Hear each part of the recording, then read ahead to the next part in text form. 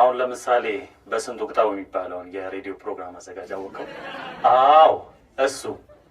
እኔ በግሌ እሱ የፕሮግራም ይዘቶቹ በጣም ይመቹኛል። እንዲሁ በደፈናው ስናየው ማለት ነው። ሂሩቴ ወይ በስዬ ምንድነው? አረ ነይ ምን ነው በስዬ አመመህ እንዴ? ምን ያመኛል አላችሁ? ወው የባልሽን ዝና ሰሚ ምንድን ቁጭ በይ ሂሩቴ፣ ቁጭ በይ። የምን ዝና ነው እሱ? ቁጭ በይ። ደሞ እኮ መስሎኝ በስዬ። ምን ያመኛል? ፕሮግራሙን የወደድኩበት ትልቁ ምክንያት የህብረተሰቡን ችግር ለመፍታት የሄደበትን ርቀት ካየው በኋላ ነው። ማን ነው? ነገር ግን ከዚያ ፕሮግራም በስተጀርባ ህብረተሰቡ ያላወቀው ትልቅ ድብቅ የሆነ ነገር አለ። መች ይረዳልኛል?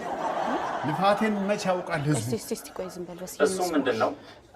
ፕሮግራሙ ችግርን የሚቀርፍ ይምሰል እንጂ ህብረተሰቡን ባለማወቅ ወደ ምስጢራዊ ሴራ የሚያስገባ መሆኑን ደርሼበታለሁ። እሱ ምን መሰለ? አሁን ለምሳሌ ከፕሮግራሙ መጣ። የምን ሴራ? እንውቃለሁ። ልክ ፕሮግራሙ ሲጀምር ለምን 3 ጊዜ ነው። ልብ ብለህ አዳምጠኝ። 3 ጊዜ። ትልቁ ምስጢር ያለው እዚህ ጋር ለ የምትለዋን ፊደል ከሀ ጀምረን ወደ ታች ስናነባት ሁለተኛ ፊደል ሆነ እናገኛታለን። ለምን የሚለውን ፊደል 3 ጊዜ ሲጠራው ለን 3 ጊዜ ይጠራታል። 3ን 2 ጊዜ ስናበዛው ስንት ሆነ? 6። ከዛ በመቀጠል መ ሙ ሚ ማ ሜ ም ስንቆጥራ ስንት ሆነች? 6ኛ ፊደል ላይ እናገኛታለን። ንን ስናነባት ደግሞ እዛው 6ኛ ፊደል ላይ እናገኛታለን። ስለዚህ 6ን ስንት ጊዜ ይሏል?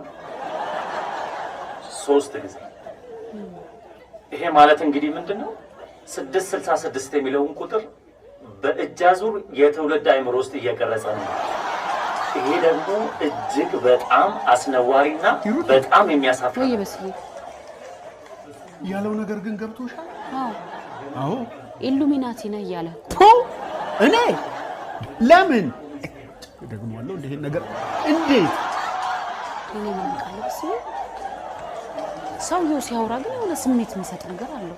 አረ ስሜት ሰጠሽ? ነገር አመንሽው ማለት ነው። አንቺም አምነሽዋል ማለት እኮ ነው። ወይ በስዬ ለኔ እና አላልኩህም አልሽ እንጂ ያልሽ ይሄው ፊትሽ እኮ ያስታውቃል።